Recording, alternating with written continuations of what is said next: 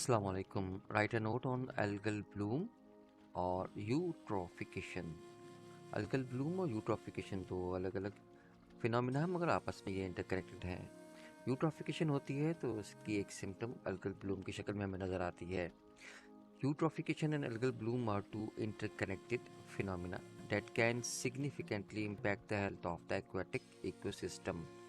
तो यूट्रोफिकेशन क्या होता है? यूट्रोफिकेशन में कोई भी एक्वेटिक इकोसिस्टम जैसे कि लेक है, ओशन है, उसमें न्यूट्रिएंट्स की बहुतायत होने लग जाती है ज़रूरत से ज़्यादा। इसके नतीजे में क्या होता है कि वहाँ पे जो एल्गी होते हैं वो उस न्यूट्रिएंट का इस्तेमाल करते हुए अपनी मल्टीप्लिकेशन करते हैं और पूरी सरफेस पे वो छा जाते हैं, उनका ब्लूम हो जाता है, यानी वो फैल जाते हैं।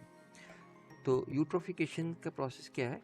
It is a process in which slowly filling of a lake और ocean with fertiliser is done. आहिस्ता आहिस्ता कोई झील या कोई समुंदर, उसमें फर्टिलाइजर्स आहिस्ता आहिस्ता जमा होते रहते हैं और फिर यहाँ तक कि वो उसमें भर जाते हैं या उसकी मिकदार बहुत ज़्यादा हो जाती है। और ये कौन से फर्टिलाइजर्स हैं? It is the enrichment of water body. Water body मतलब लेक या स्ट्रीम या ocean. It is the enrichment of a water body with nutrients. Nutrients से वो भर जाती है, एनरिच हो जाती है, जो कि क्या होते हैं आमतौर पे प्राइमरीली वो न्यूट्रिएंट्स होते हैं नाइट्रोजन और फास्फोरस। ये न्यूट्रिएंट्स कहाँ से आते हैं? ये न्यूट्रिएंट्स आते हैं सबसे ज़्यादा एग्रीकल्चरल रन ऑफ से। किसान अपनी फसलों में ये फर्टिलाइजर्स, जिनको हम केमिकल फर्टिलाइजर्स कहते हैं, जिसमें एनपीके शामिल होते हैं, नाइट्रोजन, फास्फोरस, पोटाशियम, वो डालते हैं। जैसे यूरिया खाद है, डीएपी है, डाई अमोनियम फॉस्फेट वगैरह। और मैन्योर भी डालते हैं, जो कि फार्म यार्ड मैन्योर होती है, यानी गाय का गोबर वगैरह। तो उसमें क्या होता है कि वो जब पानी डालते हैं उसमें, तो उससे वो पानी में डिज़ोल्व होकर ज़मीन के अंदर चली जाती है। फिर पानी के जो रास्ते होते हैं, जिसको हम खाला कहते हैं, जिसके ज़रिए इरिगेशन करते हैं, छोटी छोटी नहरें होती हैं, बड़ी नहर से छोटी नहर खेतों तक आती हैं, उसमें ये आहिस्ता आहिस्ता मिक्स हो जाते हैं और फिर वो नहर में वापस चले जाते हैं। फिर वो नहर आखिर जाके मिलती किसी लेक में या किसी बड़े दरिया में या किसी ओशन में अल्टीमेटली जाके गिरते हैं। ये प्रोसेस बहुत तेज़ी के साथ नहीं होता, बहुत स्लो होता है। Fertilizers and manure from farms can wash into waterways carrying excess nutrients. ठीक है, वाटरवेज जिसमें पानी चलता है और खेतों की तरफ से जाता है, पहले खेतों में, फिर खेतों से बाहर निकलता है और दूसरे खेतों में जाता है, फिर वहाँ से होते होते ऐसे नदी, नालों, दरियाओं और फिर समुद्र में जाता है। ये बहुत स्लो प्रोसेस है यूट्रोफिकेशन का। दूसरा सोर्स जो है वो सीवेज और वेस्ट वाटर है। हमें पता है कि सीवेज और वेस्ट वाटर में जो है ऑर्गेनिक मैटर बहुत ज़्यादा मिकदार में शामिल होता है और वो गटर की सारी चीज़ें अगर हम नदी नालों में फेंकें तो नदी नालों से होते हुए दरियाओं में, दरियाओं से होते हुए फिर समुद्र में चला जाता है और उनमें बहुत ज़्यादा मिकदार नाइट्रोजन की होती है, क्योंकि ऑर्गेनिक वेस्ट में नाइट्रोजन और फॉस्फोरस बहुत ज़्यादा मिकदार में होते हैं। अगर इनको ट्रीट नहीं किया जाए तो ये वही अमल करेंगे यूट्रोफिकेशन का, जो कि एग्रीकल्चर, फार्म यार्ड मैन्योर्स और फर्टिलाइज केमिकल फर्टिलाइजर्स कर रही थी। Untreated sewage can overload water bodies with nutrients.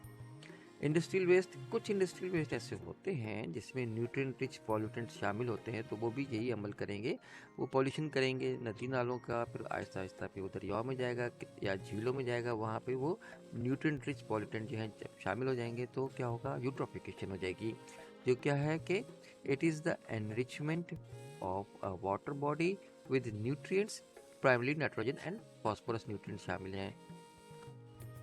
Consequences of eutrophication, नताइज क्या निकलते हैं? यूट्रोफिकेशन हो जाती है, न्यूट्रिएंट्स बढ़ जाते हैं किसी भी वाटर बॉडी में, जैसे कि झील में या समुद्र में या दरिया में। तो क्या नताइज निकलते हैं? इसके नतीजा क्या होता है? The excess nutrients in eutrophic water acts like steroid shot for algae. Steroid shot मतलब स्टेरॉइड वो केमिकल होता है जिसकी वजह से इंसान के जिस्म या जानवर के जिस्म जो होता है वो बहुत सी तब्दीलियां जो है वो ऐसी लाता है जिससे फिनोमिनल वो एक्शन कर सकता है, जिसमें तकलीफ का एहसास कम हो जाता है, तो फिर वो बड़े से बड़ा काम कर सकता है। तो स्टेरॉइडल शॉट की तरह ये असर करते हैं, ये न्यूट्रिएंट जो आहिस्ता आहिस्ता जा रहे हैं पानी के अंदर और एल्गी उनको इस्तेमाल करते हैं तेज़ी के साथ और बहुत तेज़ी के साथ फैल जाते हैं। Rapidly multiply forming dense blooms that blanket the water surface. तो क्या होता है? बहुत तेज़ी के साथ वो दे रैपिडली मल्टीप्लाई, बहुत तेज़ी के साथ वो मल्टीप्लाई करते हैं और फिर क्या कहते हैं? डेंस ब्लूम बनाते हैं, यानी कि बहुत ऐसे जैसे फूल, यानी इनकी जो ब्लूम का मतलब जो है फूलों का खिलना, तो जिस तरह फूल अचानक बहुत ज़्यादा बाग में खिल जाते हैं, हर तरफ फूल ही फूल होते हैं, इस तरह ये एलगी पूरी सरफेस पे पानी के हमें नज़र आती है और एक ब्लैंकेट की शक्ल में नजर आती है, एक कंबल की तरह उन्होंने घेर लिया होता है। इसके नतीजे क्या होते हैं? कुछ एलजी जो है वो हार्मलेस होते हैं, तो वो वाले नतीजे नहीं आते, सिर्फ रोशनी को रोकते हैं। जबकि कुछ स्पीशी जो होती हैं ना, वो टॉक्सिन होती हैं, तो वो टॉक्सिन्स भी रिलीज करती हैं, वो केमिकल्स पे जो वहाँ पे मौजूद फिश हैं, इन्वर्टिब्रेट्स हैं और इवन ह्यूमन हैं, उनको नुकसान पहुँचा देते हैं। तो यूट्रोफिकेशन के जो कॉन्सिक्वेंसेज हैं, सबसे पहला क्या है कि जब एलजी तेज़ी के साथ इस्तेमाल करेगा न्यूट्रिएंट्स को और ग्रो करेगा, मल्टीप्लाई करेगा, तो क्या करेगा? ऑक्सीजन को डिप्लीट कर देगा। As algae die and decompose, algae जब मर जाते हैं, जब ज़रा बहुत तेज़ी के साथ ब्लूम कर रहे हैं तो मरेंगे भी, तो जो डिकम्पोजिशन होगी, डिकम्पोजिशन बैक्टीरिया क्या कर रहे होते हैं? बेसिकली वो कर रहे होते हैं ऑक्सीजन। जब उनको भी बहुत ज़्यादा फूड मिलती है तो वो तेज़ी के साथ डिकम्पोजिशन करते हैं, उनको चाहिए तो ऑक्सीजन। तो पानी के अंदर जो एरेशन होती है जिससे मछलियाँ और दूसरे ऑर्गेनिज्म ऑक्सीजन हासिल करते हैं, वो पानी के अंदर मौजूद ऑक्सीजन जो है ये बैक्टीरिया इस्तेमाल कर लेते हैं, तो ऑक्सीजन डिप्लीशन हो जाती है, कमी हो जाती है, जिसके नतीजे में हाइपोक्सिक जोन बन जाते हैं, यानी कम ऑक्सीजन वाले, जहाँ की मछलियाँ और दूसरे ऑर्गेनिज्म सफोकेट करते हैं, या बाद वक़्त एपॉक्सिक जोन भी बनते हैं। एपॉक्सिक जोन का मतलब है नो ऑक्सीजन, हाइपोक्सिक मतलब है रिड्यूस्ड ऑक्सीजन। तो बाद ऐसे भी होते हैं जहाँ बिल्कुल ऑक्सीजन नहीं होती, वहाँ पे कोई ऑर्गेनिज्म जो कि सांस लेता हो ऑक्सीजन के जरिए, वो जिंदा नहीं रहता। रिड्यूस्ड वाटर क्वालिटी हो जाती है, ज़रा एल्गल ब्लूम जो है वो वाटर क्वालिटी को क्लियरिटी यानी साफ़ पानी, शफाफ पानी, उसको इम्पेयर कर देते हैं। उसमें बहुत से केमिकल डाल देते हैं, जिसके नतीजे में वो सूटेबल नहीं रहता ड्रिंकिंग के लिए, रिक्रिएशन के लिए, यानी उसमें घूमा फिरा नहीं जा सकता, टूरिज्म के लिए भी वो साफ़ सुथरा पानी नहीं रहता, गंदा या गंदला पानी हो जाता है। ज़ाहिर है इसमें डिकम्पोजिशन ऑफ द एलजीबी, उसकी वजह से भी केमिकल्स तैरने लग जाते हैं या ऑर्गेनिक मैटर डिजॉल्व फॉर्म में नज़र आने लग जाते हैं और पानी गंदला हो जाता है। जो टॉक्सिक, हमने एलजी की बात की थी, तो टॉक्सिक एल्गल ब्लूम जब होता है तो वो क्या करते हैं? टॉक्सिन रिलीज करते हैं, हार्मफुल होता है वो फिश के लिए, शेल फिश के लिए, इंसान के लिए। स्किन इरिटेशन हो जाती है इंसान को, रेस्पिरेटरी प्रॉब्लम्स हो सकती हैं और यहाँ तक कि कभी कभी मौत भी हो सकती है उन टॉक्सिन से। और क्या नतीजे निकलते हैं? लॉस ऑफ बायोडाइवर्सिटी, ज़्यादा एलजी ज़्यादा हो गई तो इम्बैलेंस हो गया। डाइवर्सिटी जो है इकोसिस्टम में ये होती है, बायोडाइवर्सिटी के एक ख़ास तादाद में हर स्पीशी मौजूद होती है और अपना अपना रोल अदा कर रही थी। ये स्पीशी इतनी है, ये ज़्यादा है, ये कम है, ये बहुत ज़्यादा है। इस तरह एक रिलेशनशिप बना होता है इकोसिस्टम में और सब मिलजुल दूसरे की मदद कर रहे होते हैं, और एक बैलेंस जो है इकोसिस्टम होता है जो सस्टेनेबल होता है। इसको ये डिस्टर्ब कर देते हैं क्योंकि इनमें क्या हुआ कि जो एक ख़ास नंबर ऑफ एलजी होना चाहिए था वो बढ़ जाता है बहुत ज़्यादा, और इसके नतीजे में ऑक्सीजन डिप्लीशन हुई तो कुछ मछलियाँ कम हो गई। हर चीज़ का यानी डाइवर्सिटी, जो बायोडाइवर्सिटी थी, हर बायोडाइवर्सिटी का जो इम्पैक्ट है वो उल्टा सीधा हो जाता है। मछलियाँ कम हो गई, एलजी ज़्यादा हो गई, तो इम्बैलेंस क्रिएट हो गया इकोसिस्टम में, जो कि आखिरकार तबाह कर देता है किसी इकोसिस्टम को। Imbalance caused by eutrophication can disrupt food web and lead to a decline in species diversity. ठीक है, ये तो क्लियर हो गया। अच्छा, अब हम बात करते हैं, जो हमने टॉपिक था हमारा कि डाइवर्सिटी, यूट्रोफिकेशन और एल्गल ब्लूम, दोनों में हमने डिस्कस करना है कि किसके ऊपर नोट लिखा जाए। तो यूट्रोफिकेशन हमने पढ़ लिया। एल्गल ब्लूम यूट्रोफिकेशन का बेसिकली नतीजा होता है। Algal Bloom is the visible symptom of eutrophication. Eutrophication होती है, न्यूट्रिएंट ज़्यादा होते हैं, एलगी तेजी के साथ ब्लूम करती है तो एल्गल ब्लूम बनता है। They are rapid increases in the population of algae, often forming green और blue scums on the water surface. Eutrophication से एलगी की पॉपुलेशन बढ़ती है और इसके नतीजे में वाटर सरफेस पे वो ब्लैंकेट सा बना लेते हैं जो ग्रीन या ब्लू कलर का होता है। जबकि तमाम एल्गल ब्लूम हार्मफुल नहीं होते, केमिकल लिहाज से, मगर कुछ स्पीशी जो है वो टॉक्सिन भी प्रोड्यूस करती हैं जो कि सीरियस थ्रेट होती हैं इकोसिस्टम और इंसानी ज़िंदगी के लिए भी, इंसानी हेल्थ के लिए भी। Types of algal blooms.